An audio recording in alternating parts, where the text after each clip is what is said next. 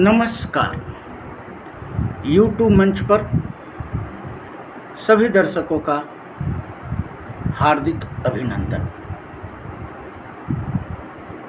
आचार संहिता के साथ ही चुनाव तिथि की घोषणा के साथ ही और प्रशांत किशोर द्वारा उम्मीदवारों की घोषणा के साथ ही लोक शक्ति पार्टी के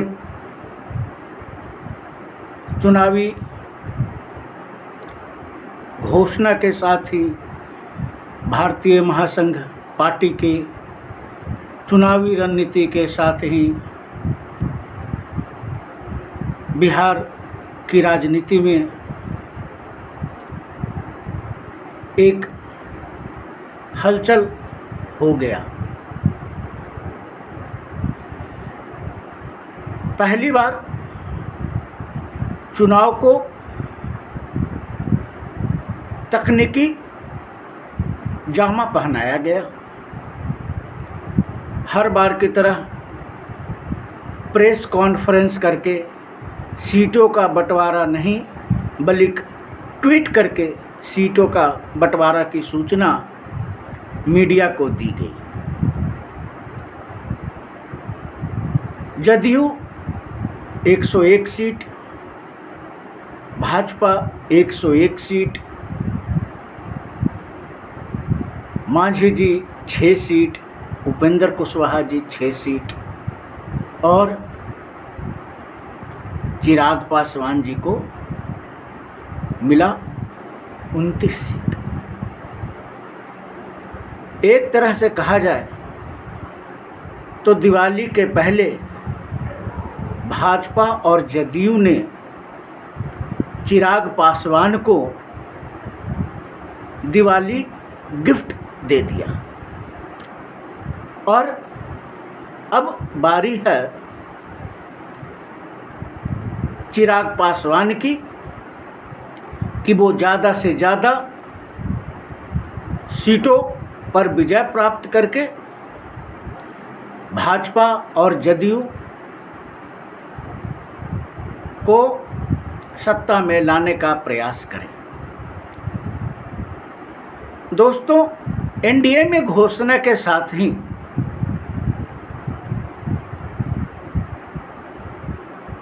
जो सूचना प्राप्त हुई उसके बाद ऐसा प्रतीत होने लगा कि एनडीए मतलब भाजपा और भाजपा मतलब एनडीए।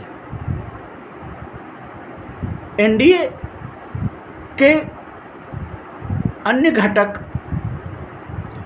जिसमें जीतन राम मांझी, उपेंद्र कुशवाहा भी हैं, उन्होंने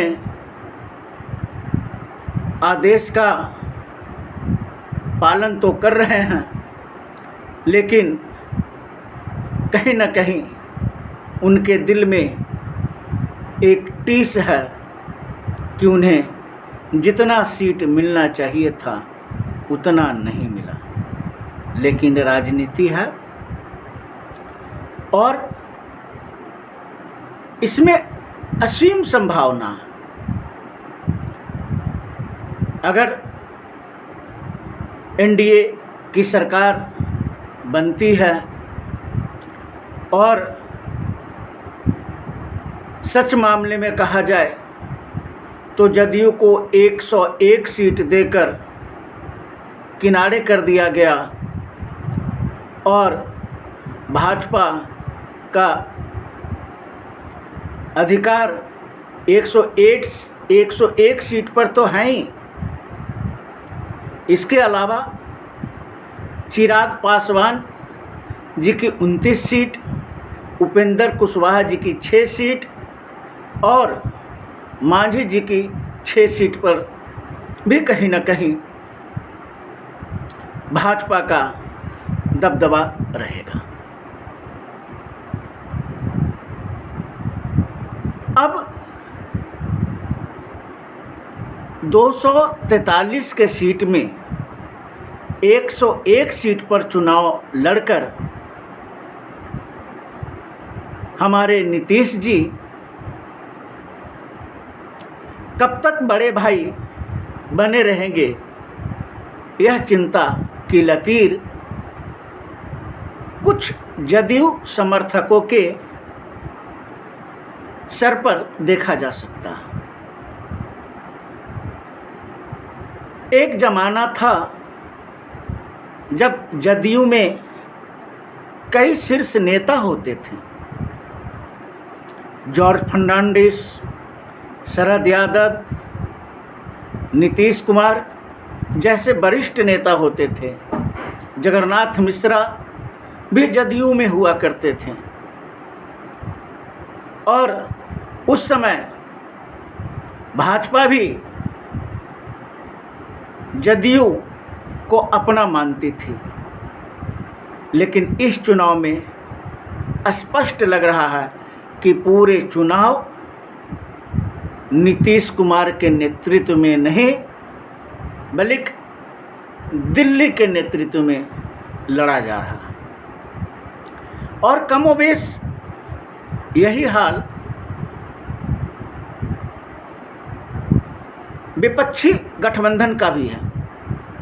वहाँ भी जो निर्णय लिया जा रहा है वह दिल्ली से लिया जा रहा है, यानी एक बार फिर दिल्ली से बिहार में शासन करने की कोशिश की जा रही है। और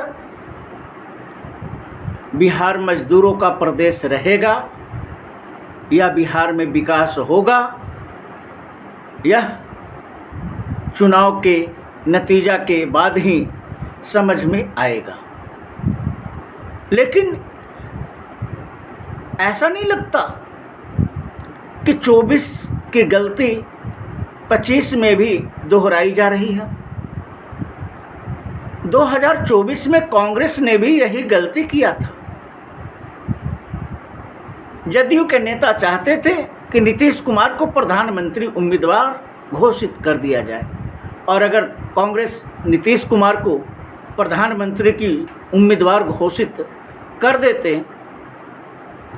तो शायद तस्वीर कुछ और होती। कहीं वही गलती एक बार फिर भाजपा दोहरा तो नहीं रही है।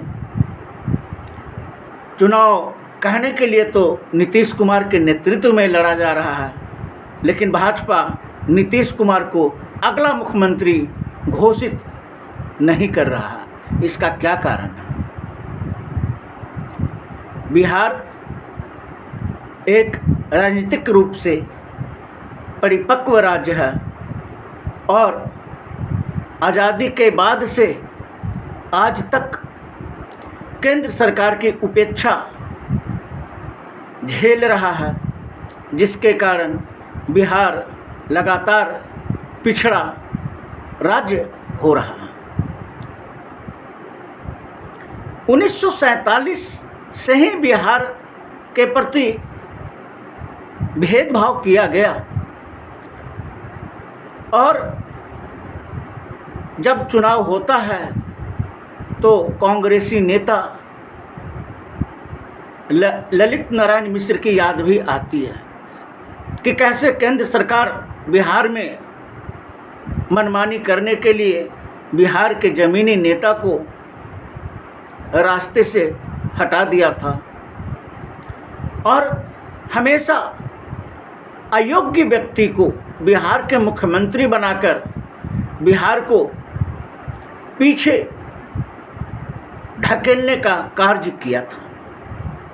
नीतीश कुमार का पहला टर्म तो सराहनीय था,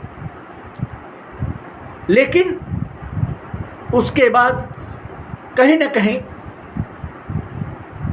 इसे भाजपा का दबाव कहें या राजद की दबाव कहें या बिहार का दुर्भाग्य कहें, कि नीतीश कुमार से जो बिहार को उम्मीद थी, उस उम्मीद की कसौटी पर नीतीश कुमार खरा नहीं उतर पाए। और आज यह है कि बड़े भाई कहकर बिल्कुल उसी तरह से व्यवहार किया जा रहा है जैसे पढ़ा लिखा लड़का गांव के बड़े भाई के साथ व्यवहार करता है। बिहार में चुनाव के बाद जात के आधार पर अगर वोट दिया जाता है तो बिहार को पिछड़ेपन से कोई भी मुक्त नहीं कर सकता है और हर जाति में गरीबी दिन प्रतिदिन बढ़ रही है और हर जाति पलायन के लिए मजबूर है। चिकित्सा व्यवस्था पूर्ण रूपेण निजी क्षेत्र पर निर्भर हो गया है। गिने चुने एम्स जैसे मेडिकल कॉलेज और हॉस्पिटल को छोड़ दें तो अधिकांश सरकारी अस्पताल का हाल बेहाल है। बिहार के अधिकांश युवा उच्च शिक्षा लेने से पिछड़ रहे हैं। जो नरेंद्र मोदी बिहार को एक केंद्रीय विश्वविद्यालय नहीं दे सकता, पटना यूनिवर्सिटी को जो है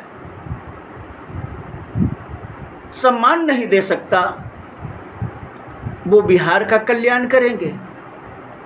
लेकिन लोकतंत्र है, मीडिया है, पैसा है और राजनीति आजकल पूंजीपतियों की अपनी दुकान हो गई है। चुनाव में बेशक बिहार एक गरीब प्रदेश है, लेकिन बिहार के नेता करोड़ों रुपया खर्चा कर देते हैं और जो चुनाव जीत जाता है वो तो करोड़ों रुपया एन केन प्रकारेण व्यवस्था कर लेते हैं, लेकिन जो चुनाव हार जाते हैं